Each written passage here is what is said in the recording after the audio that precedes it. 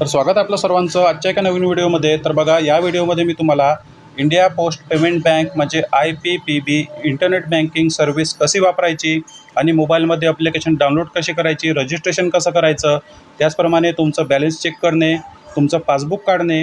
कारण भरपूर महिलांना जे आहे ते कार्ड मिळालेलं आहे, पण कार्डची झेरॉक्स ते कुठे देऊ शकत नाही। कुठे जर तुम्हाला तुमच्या बँक अकाउंटची झेरॉक्स द्यायची असेल तर तुम्हाला त्या ठिकाणी पासबुक कसं काढायचं, कसं डाउनलोड करायचं ते सांगणार आहे। त्याचप्रमाणे तुमचं ATM कार्ड तुम्हाला कुठून काढायचं आहे, ATM कार्डची गरज कुठे पडते, फोनपे गुगल पे सुरू करताना तुम्हाला त्या ठिकाणी तुमचं ATM डेबिट कार्डची गरज पडते, ते कुठून काढायचं, बॅलन्स कसं चेक करायचं, आपलं अकाउंट DBT सीडिंग ॲक्टिव्ह झालं की नाही हे कसं चेक करायचं, हे सर्व मी तुम्हाला या व्हिडिओमध्ये समजून सांगणार आहे आणि लाईव्ह डेमो करून दाखवणार आहे। त्यासाठी व्हिडिओ पूर्ण पहा। चॅनलवर नवीन असाल तर व्हिडिओला लाईक आणि चॅनलला सबस्क्राईब नक्की करा। तर व्हिडिओ स्टार्ट करूया। आता तुम्हाला गुगलमध्ये जायचं आहे आणि त्या ठिकाणी तुम्हाला एक ॲप्लिकेशन डाउनलोड करायची आहे, IPPB इंटरनेट बँकिंग। ही ॲप्लिकेशन डाउनलोड करून तुम्हाला या ठिकाणी ओपन करून घ्यायची आहे। तर बघा, ओपन केल्यानंतर जे आहे ते अशा प्रकारे इंटरफेस जे आहे ते तुम्हाला या ठिकाणी दिसून येईल। ॲप्लिकेशन ओपन झालेली आहे, तुम्हाला परमिशन वगैरे या ठिकाणी अलाउ करून द्यायची आहे। तर बघा, परमिशन अलाउ केल्यानंतर या ठिकाणी लॉग इनचं ऑप्शन तुम्हाला दिसून येईल। लॉग इन नाऊ तर तुम्हाला या ठिकाणी क्लिक करायचं आहे। त्यानंतर पुन्हा तुम्हाला परमिशन मागण्यात येईल। तर या ठिकाणी बघा, जो नंबर तुम्ही पोस्ट बँकमध्ये दिलेला आहे तुमचं अकाउंट काढताना ते सिम कार्ड तुमच्या मोबाईलमध्ये टाकून असलं पाहिजे आणि त्यामध्ये रिचार्ज असला पाहिजे। त्यानंतर तुम्हाला या ठिकाणी या बॉक्सवर क्लिक करायचं आहे आणि SMS व्हेरिफिकेशनवर या ठिकाणी क्लिक करायचं आहे। त्यानंतर पुन्हा अलाउ करायचं आहे तुम्हाला। आणि बघा, या ठिकाणी SMS व्हेरिफिकेशन जे आहे तुमच्या नंबरचं होत आहे आणि तुमच्या मोबाईलमध्ये रिचार्जसुद्धा असला पाहिजे। तर बघा, आता या ठिकाणी पेज ओपन झालेलं आहे। Account number, customer ID, date of birth आणि मोबाईल नंबर या ठिकाणी ऑलरेडी आलेला आहे। तर आपल्याला आता अकाउंट नंबर टाकायचा आहे। तर अकाउंट नंबर जो आहे तो तुमच्या कार्डवर लिहिलेला असतो आणि कस्टमर ID सुद्धा तुमच्या कार्डवरच मागच्या बाजूला लिहिलेली असते। आणि या ठिकाणाहून तुम्हाला तुमचं जन्मतारीख सिलेक्ट करायची आहे, डेट ऑफ बर्थ सिलेक्ट करायचं आहे। इथे क्लिक करून तुमचे वर्ष तुम्ही काढू शकता। तर बघा, या ठिकाणी मी जन्मतारीख सिलेक्ट करून घेत आहे। या ठिकाणाहून तुम्ही तुमचा महिना सिलेक्ट करू शकता। या ठिकाणाहून महिना सिलेक्ट करायचा आहे आणि तुम्हाला तुमची डेट सिलेक्ट करायची आहे। तर बघा, डेट सिलेक्ट झालेली आहे। मोबाईल नंबरसुद्धा तुम्हाला या ठिकाणी दिसून येईल। त्यानंतर तुम्हाला खाली जायचं आहे। खाली तुम्हाला या ठिकाणी रजिस्टर बटनवर क्लिक करायचं आहे। तर बघा, रजिस्टर बटनवर क्लिक केल्यानंतर या ठिकाणी तुमच्यासमोर पिन टाकायचा आहे। तुम्हाला 4 नंबरचा पिन या ठिकाणी तुम्हाला सबमिट करायचा आहे। कोणताही 4 नंबरचा पिन तुम्ही या ठिकाणी टाकू शकता। तुमचं जन्मतारीख, जन्माचं वर्ष काही पण तुम्हाला आठवण ठेवायचं आहे। तर बघा, या ठिकाणी मी पिन आता टाकत आहे।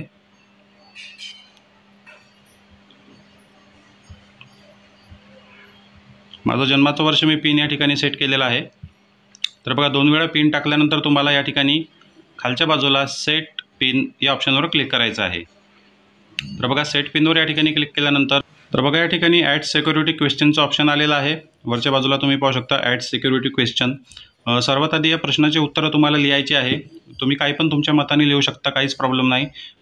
तुमचं जन्माचं ठिकाण कोणतं आहे, what is the place of birth, त्यानंतर तुमच्या शाळेचं नाव, स्कूल नेम, त्यानंतर तुमचं फेवरेट टीचर, तुमचा बेस्ट फ्रेंड, तुम्हाला या ठिकाणी उत्तरं लिहायची आहे। त्यानंतर तुम्हाला या ठिकाणी सबमिट बटनवर इथे क्लिक करायचं आहे। तर बघा, आता तुम्ही दिलेल्या मोबाईल नंबरवर एक OTP येईल। जो मोबाईल नंबर तुम्ही दिलेला आहे त्यावर OTP येईल आणि ऑटोमॅटिक तो OTP व्हेरीफाय या ठिकाणी होऊन जाईल। ऑटोमॅटिक व्हेरीफाय झालेला आहे। बघा, OTP ऑटोमॅटिक व्हेरीफाय झाला। तर लॉग इन बटन आता आपल्यासमोर आलेली आहे। तर लॉग इन बटनवर आपल्याला क्लिक करायचं आहे। त्यानंतर आपण जो या ठिकाणी पिन सेट केलेला आहे तो पिन आपल्याला या ठिकाणी टाकायचा आहे। मी पिन सेट केला होता माझा 1993, तो पिन या ठिकाणी टाकायचा आहे। पिन टाकल्यानंतर बघा, लगेच तुमच्यासमोर तुमचं IPPBचं इंटरनेट बँकिंग ओपन होईल। सर्वात आधी मी तुम्हाला बॅलन्स कसं चेक करायचं ते सांगतो। त्यानंतर तुमचं पासबुक कसं काढायचं, डेबिट कार्ड कसं काढायचं, आधार सेटिंग कसं पाहायचं, हे सर्व तुम्हाला या ठिकाणी मी सांगणार आहे। सर्वात आधी बघा, तुमचं बॅलन्स कसं चेक करायचं। तर या ठिकाणी तुमचा जो आहे तो डोळ्याचा ऑप्शन दिसत आहे, त्यावर क्लिक केल्यानंतर तुमचं बॅलन्स तुम्हाला दिसून येते।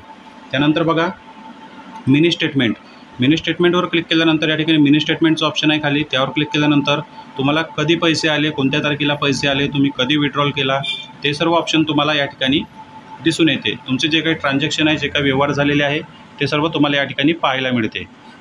ठीक आहे। त्यानंतर बघा, आता पासबुक तुम्हाला डाउनलोड करायचं आहे। कारण भरपूर ठिकाणी जी आहे ती आपल्याला पासबुकची झेरॉक्सची गरज पडते। कुठे ऑफलाईन अर्ज भरताना त्या पासबुकवर तुमची पूर्ण डिटेल लिहिलेली असते। आणि कार्डावर बघा, कार्डावर फक्त आधार नंबर आणि CIF नंबरच दिलेला असतो, पण तुम्हाला तुमच्या पासबुकवर तुमची पूर्ण डिटेल मिळते. तुम्ही कुठेही ते पासबुकची झेरॉक्स देऊ शकता. तुम्हाला पोस्ट ऑफिसमधून पासबुक दिले जात नाही. त्यासाठी तुम्हाला काय करायचं आहे, बघा याच पेजवर तुम्हाला स्टेटमेंटच्या पेजवर पासबुकचं ऑप्शन या ठिकाणी खाली दिसत आहे, त्यावर तुम्हाला क्लिक करायचं आहे. त्यानंतर बघा वरच्या बाजूला तुम्हाला या ठिकाणी 30 डेज सिलेक्ट करायचं आहे. कोणताही ऑप्शन सिलेक्ट करू शकता तुम्ही रँडमली, कोणताही ऑप्शन या ठिकाणी सिलेक्ट करा. मी या ठिकाणी 30 डेज सिलेक्ट करत आहे. त्यानंतर बघा खाली आणखी एक ऑप्शन आहे, खाली ऑप्शन आहे डाउनलोड. डाउनलोडच्या ऑप्शनवर तुम्हाला क्लिक करायचं आहे. डाउनलोडवर क्लिक केल्यानंतर वरच्या बाजूला PDFचं ऑप्शन दिसून येईल. बघा एक PDFचं ऑप्शन आहे वरच्या बाजूला, त्यावर क्लिक करायचं आहे. ठीक आहे. तर बघा या ठिकाणी आपलं जे पासबुक आहे ते डाउनलोड कंप्लीट झालेलं आहे. हे तुमचं PDF जे आहे हे तुम्हाला तुमच्या फाईल मॅनेजरमध्ये सेव्ह झालेलं आहे. त्याचे झेरॉक्स काढून तुम्ही कुठे पण देऊ शकता. मला तुमच्या बँकेचे झेरॉक्स मागत असेल तर त्या PDFचे झेरॉक्स तुम्ही देऊ शकता. तर बघा पासबुक कसं दिसून येते ते सुद्धा समोर व्हिडिओ मी तुम्हाला दाखवतो. तर सर्वात आधी आपण बाकी ऑप्शन पाहूया. तर बघा आता आपल्याला आपलं डेबिट कार्ड काढायचं आहे. डेबिट कार्ड, ATM कार्ड भरपूर जणांना गरज आहे, कारण आता त्यांना त्यांचं Google Pay, PhonePe जे आहे ते सुरू करायचं आहे. तर बघा आपल्याला खाली जायचं आहे. खाली गेल्यानंतर या ठिकाणी तुम्हाला ऑप्शन दिसून येत आहे रुपे डेबिट कार्ड. या ऑप्शनवर तुम्हाला क्लिक करायचं आहे. रुपे डेबिट कार्ड या ऑप्शनवर तुम्हाला या ठिकाणी क्लिक करायचं आहे. त्यानंतर बघा या ठिकाणी तुमच्यासमोर जे आहे ते डेबिट कार्ड तुम्हाला जनरेट करायचं आहे. सर्वात आधी ऑप्शन येईल तुम्हाला जनरेट करण्यासाठी, आणि तुमच्या अकाउंटमधून जे आहे ते 25 रुपये कट होईल. जनरेट करण्यासाठी फक्त तुम्हाला क्लिक करावं लागेल आणि त्यानंतर तुम्हाला एक OTP येईल. तो OTP तुम्हाला टाकावा लागेल. तुमचा डेबिट कार्ड जनरेट होईल, पण या ठिकाणी ब्लॉक दाखवणार आहे. या ठिकाणी तुमचं व्हर्च्युअल कार्ड जे आहे ते ब्लॉक दाखवणार आहे. तुम्हाला ते अनब्लॉक करून घ्यायचं आहे. आणि तुम्हाला या ठिकाणी अनब्लॉक व्हर्च्युअल डेबिट कार्ड या ऑप्शनवर क्लिक करायचं आहे. ठीक आहे. त्यानंतर बघा खाली तुम्हाला एक आणखी ऑप्शन येते, कन्फर्म बटनवर तुम्हाला या ठिकाणी क्लिक करायचं आहे. कन्फर्म बटनवर क्लिक केल्यानंतर तुमच्या मोबाईल नंबरवर परत एक OTP येईल. तो OTP तुम्हाला या ठिकाणी टाकायचा आहे. तर बघा आपण OTP सबमिट केला आणि बघा virtual debit card is unblock successfully असा मेसेज या ठिकाणी आलेला आहे. तर आता बघा गो टू होमवर परत आपल्याला जायचं आहे. गो टू होमवर गेल्यानंतर परत आपल्याला आपलं डेबिट कार्ड या ऑप्शनवर टिक करायची आहे, म्हणजे क्लिक करायचं आहे. ठीक आहे. तर आपलं व्हर्च्युअल डेबिट कार्ड तुम्हाला या ठिकाणी दिसत आहे. तर बघा या ठिकाणी तुमचं ATM कार्ड म्हणजे डेबिट कार्ड तुम्हाला दिसून येत आहे.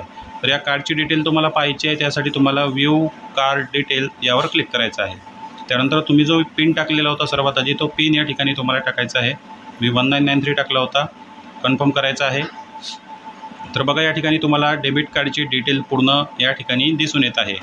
आणि त्यानंतर एक्सपायरी नंबर, एक्सपायरी डेट आणि CVV नंबर या 3च नंबरची तुम्हाला गरज पडते फोनपे, Google Pay, Paytm सुरू करण्यासाठी.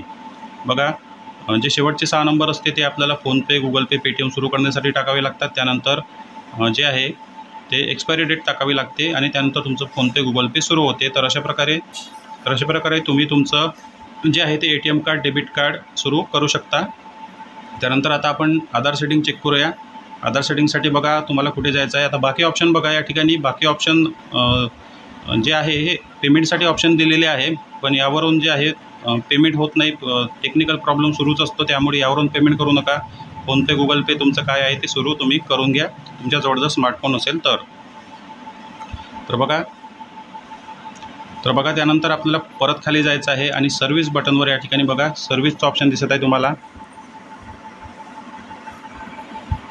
या ठिकाणी बघा सर्व्हिसचं ऑप्शन दिसत आहे, यावर तुम्हाला क्लिक करायचं आहे. त्यानंतर बघा आधार सेटिंगचं ऑप्शन दिसत आहे. आधार सेटिंगवर तुम्हाला क्लिक करायचं आहे.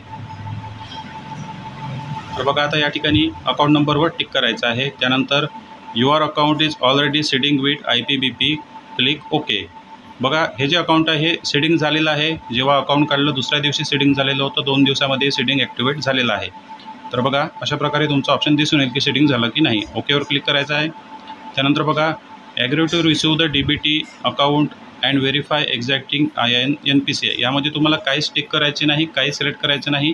तर बघा या ठिकाणी तुमचं जे पासबुक आहे ते फाईल मॅनेजरमध्ये सेव्ह झालेलं आहे तुमच्या. तर या ठिकाणी मी फाईल मॅनेजर ओपन करून दाखवतो आणि त्यानंतर तुम्हाला फाईल मॅनेजरमध्ये असलेलं डॉक्युमेंटच्या ऑप्शनवर क्लिक करायचं आहे आणि त्यामध्ये या ठिकाणी तुम्ही पाहू शकता अकाउंट स्टेटमेंट, यावर तुम्हाला क्लिक करायचं आहे. तुमचा PDF तुमच्या मोबाईलमध्ये तुम्हाला मिळून जाईल.